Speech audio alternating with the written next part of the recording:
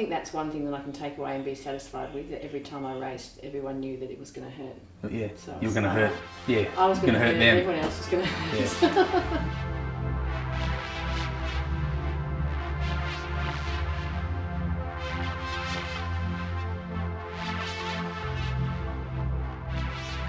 So for you, the triathlon, when did that start? What sort of age were you? Well, I worked out when I was about 7 that I wanted to run for Australia. Yep. Run? Yeah, yep. Run. And I wanted to go to the Olympics, and I was very fortunate that I had a dad that was totally backing me.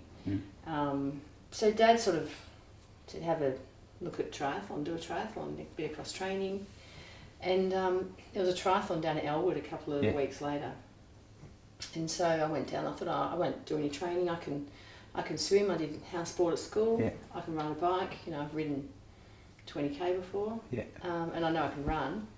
So I got in. It was a sprint race, 750 metre swim, 20k bike, 5k run. I got into the water, and I couldn't believe how hard it was. Yeah. Got out of the water, and I was 7 minutes down on a 750 metre swim. Really? So I got on the bike, just rode flat out. Got to the end of the bike, had no idea what was going on, so I just started running. Every time I ran past a girl, I'd say, "Are you winning?" And she'd say, "No." So I'd chase Next one. down. "You winning?" "No." And I was running out of, it was only a 5k run, I was running out of distance. So I finally got to a girl and I said, are you winning? She said, "Yeah." I said, "Oh, good." So I overtook her and won. Really, yeah. And I enjoyed it. But my dad's very black and white. If he can work something out on paper, it will work. And a couple of days later, he spoke to me and he said, I was looking at your triathlon result, and I reckon you're the best triathlete in the world.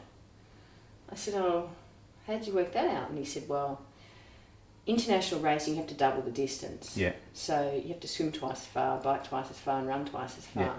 He said, "But I reckon you're the best triathlete in the world." He said, "You've got to learn to swim though, because you're not good at Not swimming." strong, yeah. And he said, "And I reckon you should, 18 months' time there's a World Championship in New Zealand. Yeah. I reckon you should aim for that and win it." Really? And, but yeah, 18 months later, I won Worlds. Great story. So yeah, that was it. Okay, so you're at the top of the game, late 90s, 2000 Olympics, first time triathlons included in the Olympics. Mm-hmm. Just tell us a bit about that, the progression and the lead up to that. So Sydney Olympics, when a country is hosting an Olympic Games, the first event will be their event where they are absolutely sure they're going to win gold. Yeah. So they start their games with a bang. And triathlon was going to be the first event. Yeah. And it was basically set up given a lot of my performances, because we were so dominant. The women's triathlon was going to open the Sydney Olympics. Yeah. I stopped winning, 98, started like every other year. I won the first World Cup of the series, came home, won the Nationals. Then I never won another race. From then? Yeah. Really? And couldn't work out why. Just was so fatigued and dizzy. And anyway, it turned out, years later I had a cardiac arrest and I developed a heart condition. Did a few sprints in the pool. Yeah. And I did a sprint and I felt a real weakness flush over me, and I thought, no.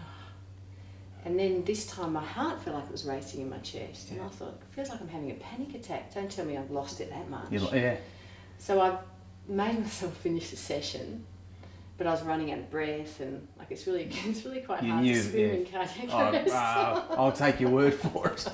I think that's one thing that I can take away and be satisfied with, that every time I raced, everyone knew that it was going to hurt. Yeah, so you were going to hurt. Yeah, I was going to hurt them. Everyone else was going to hurt. Yeah. It was funny. So you're doing a lot of coaching now. Yeah. How do you?